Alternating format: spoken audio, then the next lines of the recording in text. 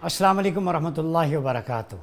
Programme Medina सानी और निज़ाम हुकूमत के साथ आपका मेज़बान डॉक्टर मोहम्मद उमर रियाज़ अब्बासी आपकी खिदमत में हाज़िर है। नाज़रीन, आज हम बात करेंगे नरेंद्र मोदी का अखंड भारत का ख्वाब, भारतीय इलेक्शन और भारत में अक़लियतें निशाने पर क्यों। जब हम बात करते हैं भारत की तो जहन में एक नक्शा उभरता है महाभारत का, वैदिक लिटरेचर का। तारीख गवाह है कि वैदिक लिटरेचर जो हमेशा से अमन, मोहब्बत और आश्ती का दावेदार रहा है, आज वैदिक लिटरेचर के मानने वालों की रूह भी तड़पी होगी जब उनका वज़ीर आज़म नरेंद्र मोदी गुजरात में मुसलमानों के कत्लेआम में मुलव्वस था। जी हाँ, जब बात हो बाबरी मस्जिद की तो आपको नरेंद्र मोदी का नाम ज़ुबान ज़द-ए-आम नज़र आता है। यही नहीं बल्कि मुसलमानों को ईद के त्यौहार पर गाय के ज़बीहा पर पाबंदी लगाना, उनको घरों से ड्रैग करके बाहर लाना, मसाजिद में कूड़ा फेंकना, ईसाइयों के टेंपल जलाना, हत्ता के बैरून मुल्क सिख रहनुमाओं का कत्ल करना, ये भारत का स्याह और अंदोहनाक चेहरा जिसे पूरी दुनिया जान चुकी है। मैं ह्यूमन राइट्स रिपोर्ट्स की बात नहीं करता, इंटरनेशनल कम्युनिटी की बात नहीं करता। वो आए रोज़ इस तशवीश का इजहार करते हैं कि भारत में आने वाली हुकूमत की बनने से अक़लियतों पर मज़ीद बहरानी कैफियत जन्म लेगी। और भारतीय इलेक्शन जिस पर धांधली के बहुत सारे सबूत हैं, जहां पर इलेक्ट्रॉनिक वोटिंग पे बहुत सारा गबन है और कांग्रेस ने खुद उस पर रिजर्वेशन जाहिर की थी और उसकी पेटिशन रिजेक्ट हो गई थी। अभी भारतीय इलेक्शन में क्या सूरत हाल है, अक़लियतों की क्या वहाँ पे कंडीशन है और भारत पाकिस्तान के साथ क्या अदायम रखता है, चूँकि उसकी पार्लियामेंट में अखंड भारत का नक्शा किसी और तरफ इशारा करता है, जबकि उसके यहाँ अलहदगी की बहुत सारी तहरीकें हैं। लगता यूँ है कि आइंदा आने वाले दौर में भारत में कई पाकिस्तान बनने को हैं। इन्हीं मौज़ूआत को लेके आज हम गुफ्तगू में शामिल करेंगे अपने मौज़ज़ मेहमानों को। हमें ज्वाइन किया है सीनियर तज्ज़ियाकार जनाब सैयद मोहम्मद अली साहब ने, बहुत शुक्रिया आपकी आमद का। सीनियर हुर्रियत रहनुमा हैं अब्दुल हमीद लॉन साहब, बहुत शुक्रिया सर आपका। और हमें ज्वाइन किया है लेफ्टिनेंट जनरल रिटायर्ड रज़ा मोहम्मद ख़ान साहब ने, जो सीनियर दिफाई तज्ज़ियाकार हैं। जनरल साहब, आपसे शुरू करता हूँ, ये बताएं कि भारत में हिंदुत्व फ़िलासफ़ी की बड़ी बात होती है, असल में ये हिंदुत्व फ़िलासफ़ी क्या है और इसके मकासद क्या हैं? जी, बिस्मिल्लाहिर्रहमानिर्रहीम। देखिए, हम मालूम है कि हिंदुत्व एक सियासी नज़रिया है जिसको मौजूदा बीजेपी आरएसएस हुकूमत ने जी। अपना उसको जब से ये पावर में आया है इसको अपनाया हुआ है। और इसी नज़रिए के ज़रिए से वो अ, इंडियन या हिंदू अल्ट्रा नेशनलिज्म की वो बात करते हैं। ठीक। और इसमें इंडिया से हिंदूज के अलावा बाकी जितनी भी माइनॉरिटीज़ हैं उनको नीचा दिखाते हैं। और वो ये समझते हैं कि उन तमाम माइनॉरिटीज़ को हिंदुओं के रिवायात, समाज के मुताबिक जो है अपने आप को ढालना चाहिए। और अगर वो ऐसा नहीं करते तो उनको इंडिया में रहने का हक नहीं है। लेकिन अगर वो फिर भी रहना चाहें तो वो दूसरे दर्जे के शहरियों की तरह वो रह सकते हैं। खुसूसन ये हिंदुत्व जो है ये ऑपोजिट है, यू नो। तो ऑपोजिट नहीं बल्कि मिलता जुलता है जी। हिटलर के ज़माने में जो नाज़ी फ़िलॉसफ़ी थी, सुपीरियॉरिटी ऑफ देयर रेस। इसी तरह वो ये समझते हैं कि हिंदू जो है वो सबसे बेहतरीन रेस है और बाकी जितनी भी रेसेस हैं वो इनसे इंफीरियर हैं। दरअसल आप इसको इन सुपीरियॉरिटी कॉम्प्लेक्स कर दें या इंफीरियॉरिटी कॉम्प्लेक्स कह दें, जी। क्योंकि मुसलमानों ने इंडिया के ऊपर लगभग 800 साल हुकूमत की थी। जी। तो वो ये समझते हैं कि उनके साथ उस वक़्त बहुत ज़्यादतियाँ हुई हैं, जो कि गलत है, झूठ है। और वो ये समझते हैं कि अभी जब आरएसएस और बीजेपी पावर में है, तो वो चाहते हैं कि खुसूसन मुसलमानों से उस 800 साल की गुलामी का बदला लिया जाए। तो ये फिलॉसफी जो है इस वक्त इस्तेमाल हो रही है इंडिया में इलेक्शन में जीत के लिए। ठीक। मुसलमानों से नफरत, मुसलमान दुश्मनी, उनके ऊपर इल्ज़ामात, मुसलमानों के ऊपर जारहियत, चाहे वो इंडिया के अंदर है चाहे वो पाकिस्तान में है, कश्मीरियों से नफरत, ये तमाम चीज़ें उसी फिलॉसफी का हिस्सा है। और उसी की वजह से उनको माजी में भी लोग जो है ये हिंदुत्व सपोर्टर्स जो है ये वोट डालते रहे हैं। आपने देखा कि अभी जो मौजूदा इलेक्शन में उसमें भी डाल रहे हैं और शायद आइंदा भी डालते रहे। जी जनरल साहब, आपकी तरफ आऊँगा। सैयद मोहम्मद अली साहब, ये बताएं कि फॉल्स फ्लैग थ्योरी जो है हिंदुस्तान कई दफ़ा आजमा चुका है, इसके बिहाइंड द सीन उसके ऑब्जेक्टिव क्या हो सकते हैं? देखिए, जो फॉल्स फ्लैग ऑपरेशन होते हैं, जी। इसमें बड़ी महारत और तजुर्बा है भारतीय क़यादत और उनकी अफवाज का। जी। और इसका बुनियादी मकसद ये होता है कि जब उनके पास कोई मोरल या नज़रियाती आर्गूमेंट ना हो फ़ौज कशी या कोई फ़ौजी कार्रवाई के हवाले से, तो एक ऐसी कार्रवाई ख़ुद की जाए अपने अफराद और अपने सिपाहियों की जान ख़तरे में डाल के, या कई दफ़ा उनको भी हलाक करके, ताकि आप अपने दुश्मन को मुर्द इल्ज़ाम ठहरा सकें, कोलैटरल जिस डैमेज जो है। बल्कि एक्चुअली उसको आप ब्लेम कर सकें, जिसके बेसिस पे आप एक बड़े फ़ौजी कार्रवाई को morally, legally, diplomatically, psychologically justify करने की कोशिश करें। तो आप देखें, चाहे समझौता बस हो, या आप देखें आप ट्रेन सर्विस पे अटैक हो, चाहे आप पुलवामा अटैक। देखें पुलवामा अटैक हो, तो आप पिछले 20-25 साल में ऐसे बेशुमार वाक़यात आपको मिलते हैं। गुजरात के अंदर जो फसादात हुए, उनकी भी जब इन्वेस्टिगेशंस की गई, तो पूरी कोशिश रियासत भारत ने की कि उसमें मुर्द इल्ज़ाम जो है प्राइमरी इंस्टिगेटर के तौर पे मुसलमानों को ठहराया जाए, और ताकि जो हिंदुओं का जुल्म सितम है उसको एक अवामी तहरीक या मुदाफ़ियाती कार्रवाई के तौर पे प्रेजेंट किया जा सके। तो लेकिन अल्हम्दुलिल्लाह बतदरीज जिस तरह इंफॉर्मेशन एज में अब रस्ल रसाइल के इंफॉर्मेशन के मज़ीद ज़राए लोगों के पास मौजूद हैं, तो बतदरीज जो इनकी हकीकत है वो दुनिया के सामने आ रही है। भारत की जो, जिस तरह अभी आपने बात की हिंदुत्वा के हवाले से, तो हिंदुत्वा जो है अब सिर्फ दाखिली सियासी मामला नहीं रहा, बल्कि मैं ये कहना चाहूँगा जनरल साहब की बात में इजाफ़ा करते हुए कि उसकी ख़ारजा पॉलिसी, उसकी माशी पॉलिसी, उसकी दिफाई पॉलिसी भी बैक वक्त हिंदुत्वा की सोच की तर्जुमानी और अक्कासी करती है। और अब आप जब देखते हैं कि बरतानिया में, कनाडा में और अमेरिका में अपने सियासी मुखालिफिन को हलाक करने की जो भारतीय इंटेलिजेंस एजेंसी की कोशिश होती है, वो दरअसल हिंदुत्वा ही की एक ग्लोबल मैनिफेस्टेशन है। भारत अब सबसे बड़ी जमहूरियत नहीं कहा जा सकता उसे। मैं तो इससे बढ़ के ये कहूँगा कि आज भारत का जो तर्ज अमल आलमी बरादरी और ख़ुसूसन मगरबी ताकतों के सामने जो वाज़े हो रहा है, उसके नतीजे में ना सिर्फ ये पाकिस्तान की बहुत बड़ी सिफारती कामयाबी इसलिए है कि जो पाकिस्तान का बयानिया भारत के हवाले से रहा है, अल्हम्दुलिल्लाह अब मगरबी ताकतें भी उसी तशवीश को पाकिस्तान के साथ शेयर करती हैं, और उनके भी वही कंसर्न्स भारत के हवाले से डेवलप हो रहे हैं। वो रिकॉग्नाइज़ कर रहे हैं कि ये सिर्फ मुस्लिम या कश्मीर दुश्मनी तक ये तंग नज़री का नज़रिया महदूद नहीं है, बल्कि इसके असरात अब आलमी सतह पे फैलाए जा रहे हैं। जी अब्दुल हमीद लोन साहब, चूँकि आपका ताल्लुक़ हुर्रियत कॉन्फ्रेंस से है, आप कश्मीर देखा भी है, आपके वहाँ बासी हैं, वहाँ ग्राउंड रियलिटीज़ आप जानते हैं। कुछ अरसे से बहुत सारी इन्फॉर्मेशन पब्लिक तक नहीं पहुँच रही।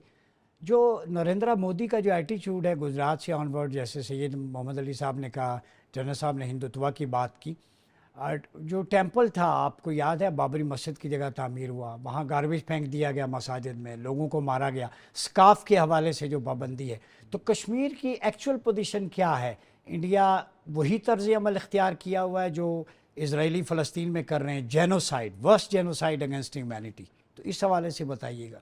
देखिए, मोदी जो है या संघ परिवार जो है वो जिस राह पे गामजन है, वो चाहते हैं कि हम हिंदुस्तान को एक हिंदू राष्ट्र बनाएं, ठीक और उसके बाद मकबूजा जम्मू कश्मीर के अंदर भी वो मुसलमानों की जो अक्सरियत है उसको ख़त्म करके वहाँ पर हिंदू रियासत बनाया जाए। ठीक 5 अगस्त 2019 को जब जम्मू कश्मीर की आईनी हैसियत को ख़त्म किया गया, हमारी डेमोग्राफी पे अटैक हुआ, उसके बाद मोदी इंतज़ामिया ने बहुत सारे कवानीन वहाँ मुतारिफ कराए।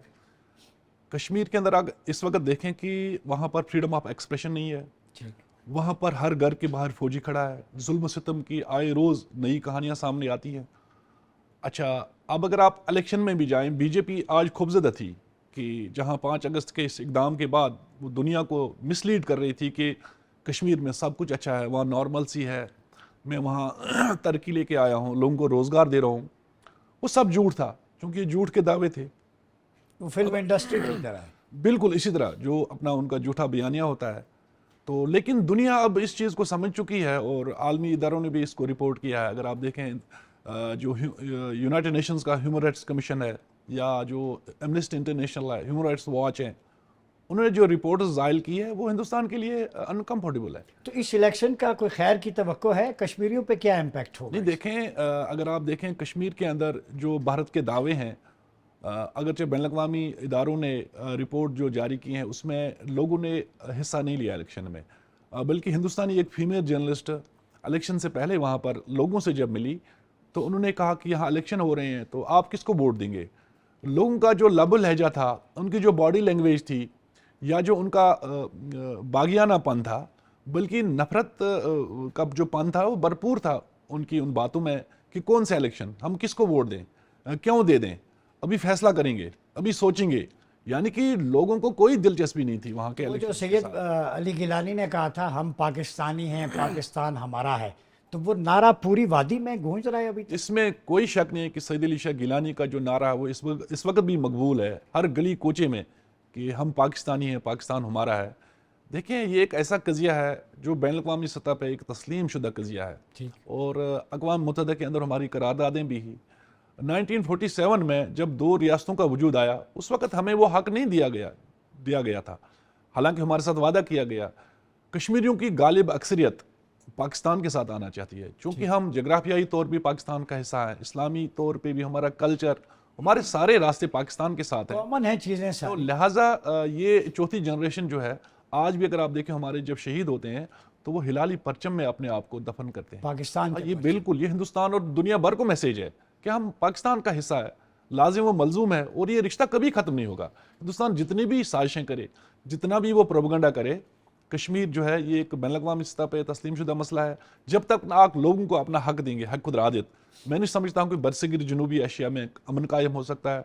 तो लिहाजा सैयद अली शाह गिलानी का जो मिशन है वो हर घर के अंदर मौजूद है, उसको हम जारी व सारी जी रखेंगे। जनरल साहब, आपकी तरफ आऊँगा। ये बताएं, सोशल मीडिया पे जहाँ पर मेजर गौरव आर्या आप देखें, वो बहुत बड़ी एक 5th जनरेशन वॉरफेयर के ज़रिए हमेशा जहरीला प्रोपेगेंडा पाकिस्तान और अफवाज पाकिस्तान के ख़िलाफ़ करते हैं। अभी कुछ बलोच अलहदगी पसंदों के साथ उनका राब्ता रहा है, तो उसके पीछे भी उसकी कड़ियाँ भारत से मिलती हैं। भारत अपना घर दुरुस्त नहीं कर पाया अभी तक। बहुत सारे उनके इलाके, रियासतें गुर्बत की लकीर से नीचे ज़िंदगी गुजार रहे हैं। गो के मीडिया प्रोपेगेशन के ज़रिए, फिल्म इंडस्ट्री, स्पोर्ट्स के ज़रिए वो अपना इमेज बेहतर दिखाने की कोशिश करते हैं दुनिया में। तो क्या वजह है अपने घर को छोड़कर दूसरों के मामलात में टांग अड़ाना और डिसऑर्डर करना? इसके पीछे क्या हिकमत कार फरमा हो सकती है? देखें, social media warfare, information warfare या 5th जनरेशन वॉरफेयर, ये पिछले 2 दिहाइयों से इंडिया करते आ रहा है, प्रोपेगेंडा करते आ रहा है। जी और ये यकीन रखते हैं, जो हिटलर का प्रोपेगेंडा मिनिस्टर था जिसका नाम गोएबल्स था, जी जी उसकी थ्योरी के ऊपर वो यकीन रखते हैं, जो जिसकी फिलॉसफी ये थी कि आप बड़े बड़े झूठ बोला करें और उसको बार बार दोहराएं, इतना दोहराएं कि लोग उसको सच समझने लगे। तो मेरे ख्याल में इससे ज़्यादा ज़रूरत ये है कि भाई किसी ने क्या कहा है, कि हमारी तरफ से उसका रिस्पांस क्या है। मेरे ख्याल में जो सोशल मीडिया की रेगुलेशन है पाकिस्तान में, जी उसकी तरफ अभी गवर्नमेंट ऑफ पाकिस्तान तवज्जो हुई है, डिफेमेशन लॉस की तरफ तवज्जो हुए है।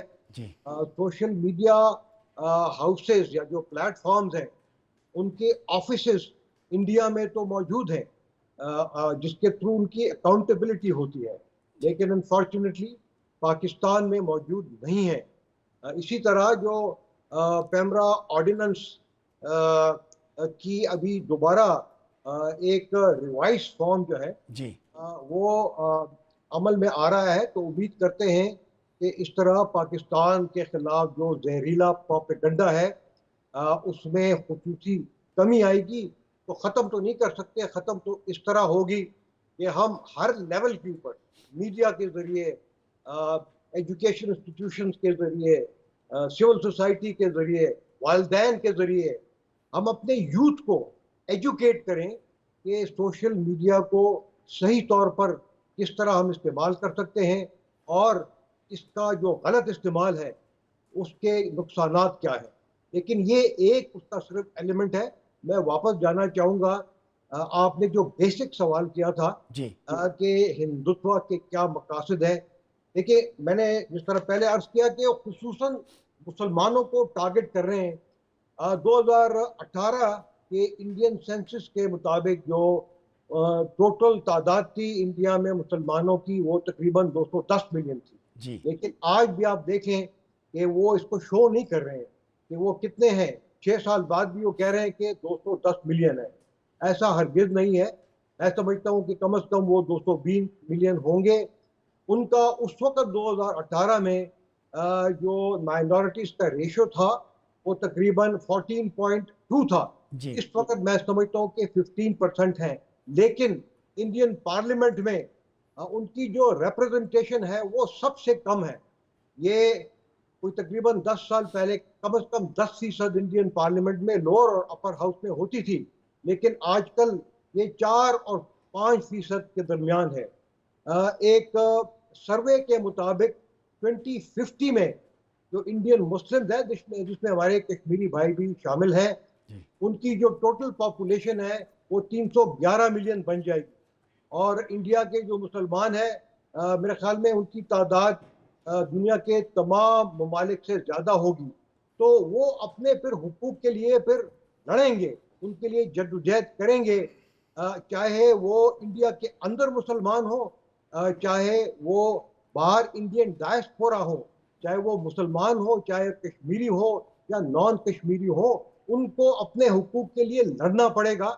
और सोशल मीडिया के ज़रिए से लड़ना पड़ेगा, समाजी इदारों के ज़रिए से लड़ना पड़ेगा, और कानूनी तरीक़ों से लड़ना पड़ेगा, और इंटरनेशनली मेरे ख्याल में इनको अवेयरनेस फैलानी होगी इसकी उनकी हालात के मुताबिक, ताकि इंटरनेशनल कम्युनिटी जो है वो इंडियन हुकूमत को प्रेशराइज करवा सकें कि मुसलमानों के ऊपर रहम करें और उनकी जो जायज़ हुकूक हैं उनको वो दिलाए जाए।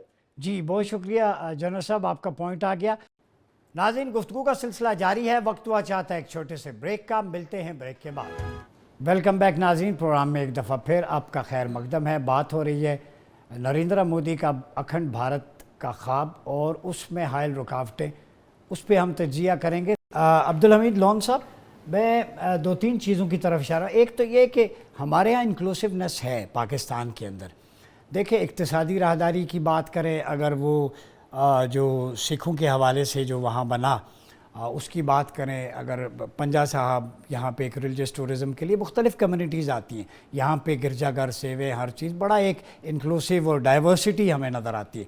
इवन मैं आपको यूनिवर्सिटी की मिसाल दूँ, मेरे 2 स्टूडेंट्स थे जो हिंदू थे, तो उन्होंने कहा हम एथिक्स पढ़ेंगे, तो एथिक्स पढ़ते उन्होंने कहा हम इस्लामिक स्टडीज़ पढ़ेंगे। तो वे ऑफ कम्युनिकेशन और एक्सप्रेशन कहते हैं हमें कोई महसूस नहीं होता, इस्लाम पढ़ के सुकून मिलता है। पाकिस्तान के अंदर आज़ादी है बिल्कुल।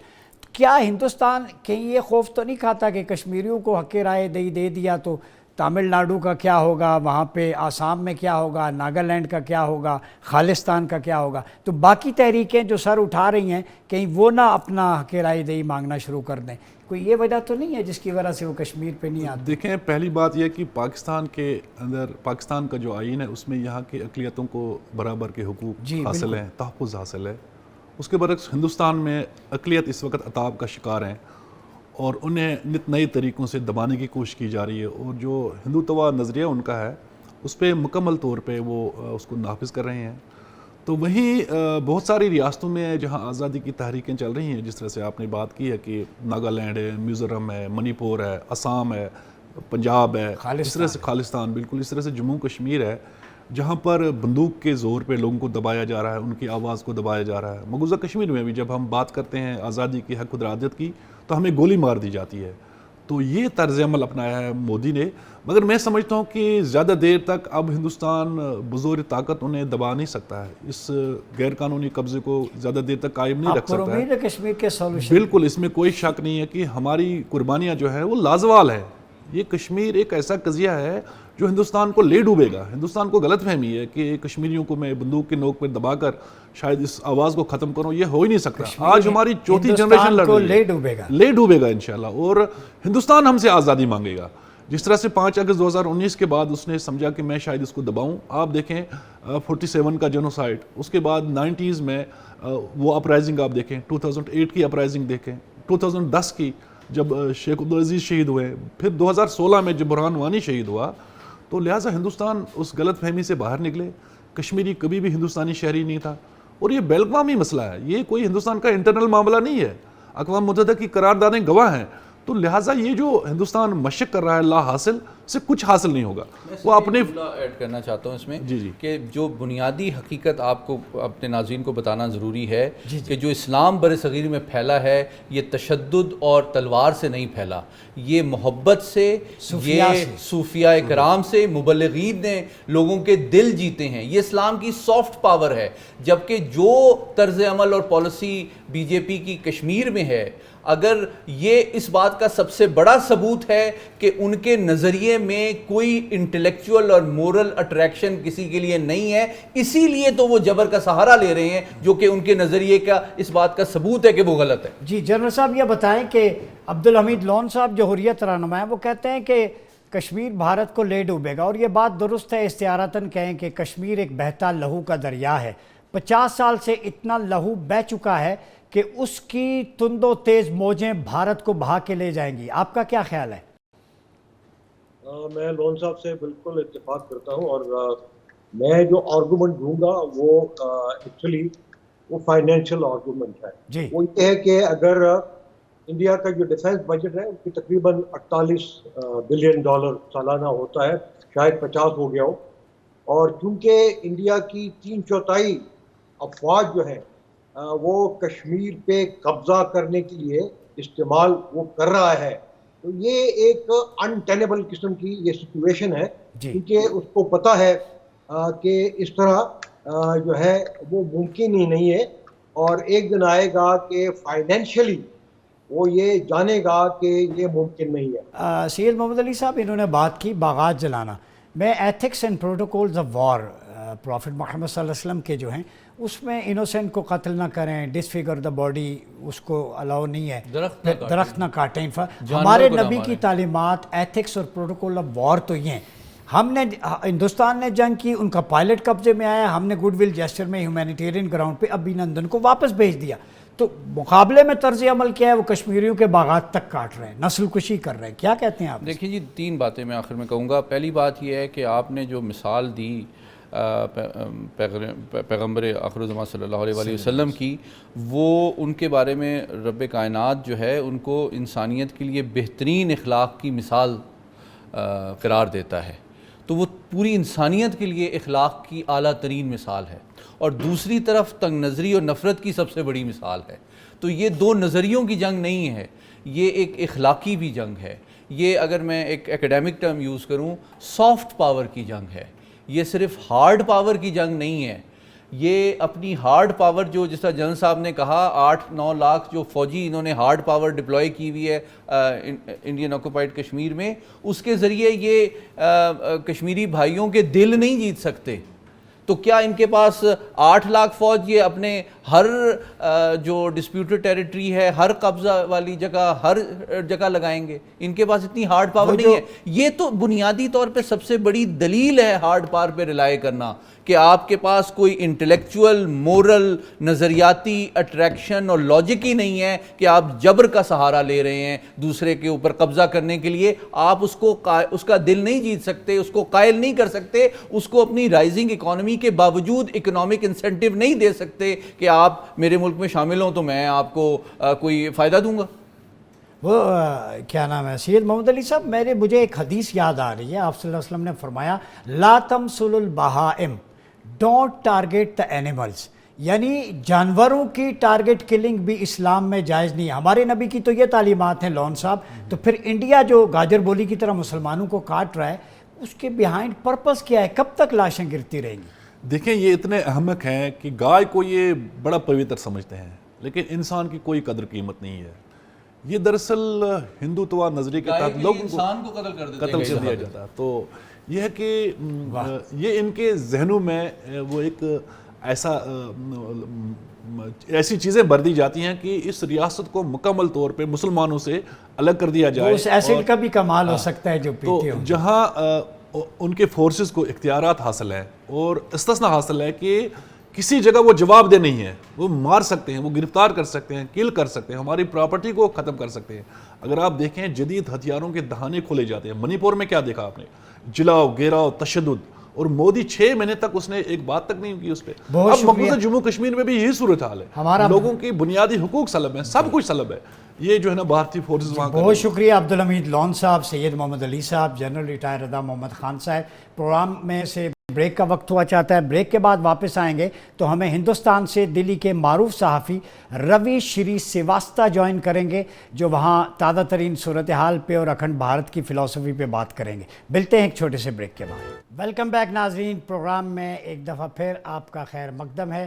प्रोग्राम मदीना सानी और निज़ाम हुकूमत में बात हो रही है मोदी का अखंड भारत का ख्वाब, हिंदुस्तानी इलेक्शन और भारत में अक़लियतें निशाने पर क्यों।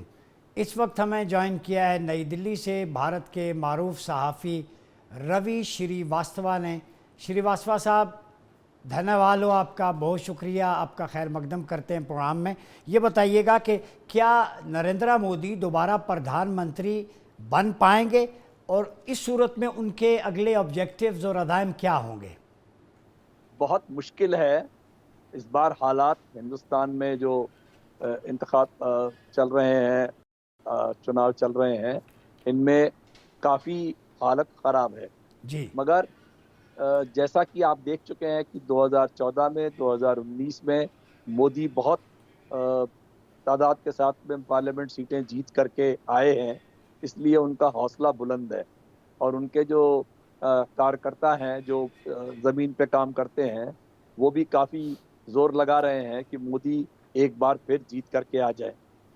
मगर यहाँ का जो विपक्ष है, जो अपोजिशन पार्टी है, उन्होंने पूरा एक अपना अलायंस बना लिया है। उसका नाम इंडिया अलायंस है, जो ये कांग्रेस और समाजवादी पार्टी और शिवसेना और तमाम पार्टियां, करीब 26 पार्टियां उसमें मिल करके उन्होंने एक अपना अलायंस बना लिया है जी। और वो अलायंस इंडिया अलायंस के नाम से इलेक्शन लड़ रहा है। तो हर जगह पर जो उनकी मजबूत सूबे हैं, जैसे उत्तर प्रदेश है, मध्य प्रदेश है, राजस्थान है, गुजरात है, उनमें उनकी काफ़ी सीटें पहले आ चुकी हैं। तो इस बार वो काफ़ी कड़ी टक्कर इंडिया अलायंस की तरफ से उन्हें मिल रही है।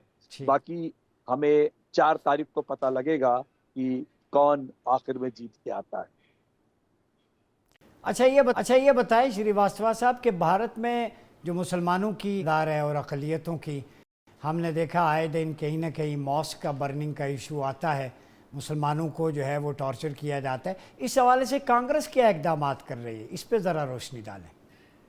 देखिए, कांग्रेस सभी मजहबों को बराबर अहमियत देती है जी। और ये पहली बार नहीं है। कांग्रेस का 70 साल तक यहाँ पर शासन रहा है हिंदुस्तान में, और उन्होंने हमेशा ये कहा है कि जो भी यहाँ पर मुसलमान या सिख या ईसाई, जो भी माइनॉरिटीज हैं जो कम तादाद में हैं, जी उनका भी यहाँ के जो असेट्स हैं, यहाँ के जो रिसोर्सेज हैं, उनके ऊपर बराबर हक है। मगर 2014 में मोदी के जीत के आने के बाद से तमाम तरह की बंदिशें, तमाम तरह की मुश्किलें ख़ास तौर से मुसलमानों के लिए पैदा हो गई हैं जी हिंदुस्तान में। उनके साथ काफ़ी यहाँ पे ज़्यादतियाँ हुई हैं। बहुत सारे उनके जो मज़हबी जगहें हैं, उनको लेकर के तमाम कोर्ट केसेस चल रहे हैं। जैसे आपने नाम सुना होगा कि जी एक अयोध्या में उन्होंने जो बाबरी मस्जिद थी, उसका मंदिर बनाया, राम मंदिर बनाया वहाँ पे, जी उसको गिरा करके। और उसके बाद अभी काशी में भी यही चल रहा है, मथुरा में भी यही चल रहा है।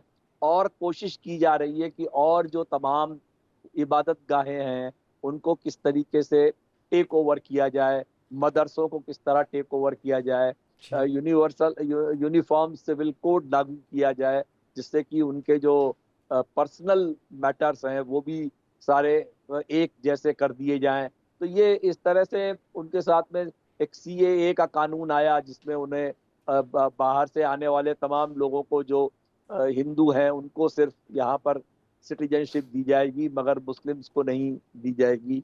और तमाम तरह के जो उन पे पाबंदियां हैं वो लगाई जाती हैं। जैसे अजान को बैन किया जाता है बहुत जगहों पर, हिजाब, हलाल, तमाम चीज़ें हैं जिनको लेकर के यहाँ पे इस मुस्लिम रिलीजन के लिए तमाम तकलीफें यहाँ पे हो रही हैं। जी। अच्छा श्रीवास्तव साहब, ये बताएं कि पहले तो हम देखते थे सोशल मीडिया पे ये बुक अखंड भारत की बात होती है, लेकिन अब भारतीय पार्लियामेंट लोकसभा में जो अखंड भारत का नक्शा है वो मोदी के दौर से पहले नहीं था। अब ये किस तरफ इशारा कर रहा है, क्या समझते हैं आप?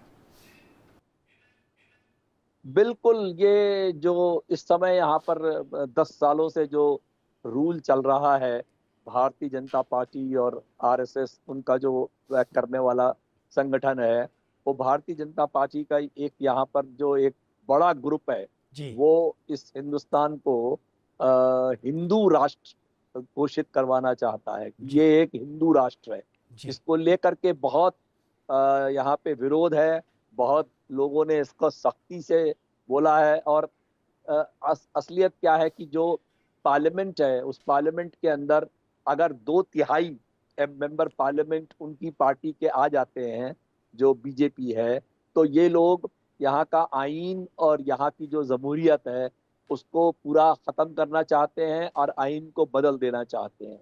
यहाँ पर जो रिजर्वेशंस हैं तमाम मजहबों के लिए और तमाम कास्ट के लिए, उसको ख़त्म करना चाहते हैं।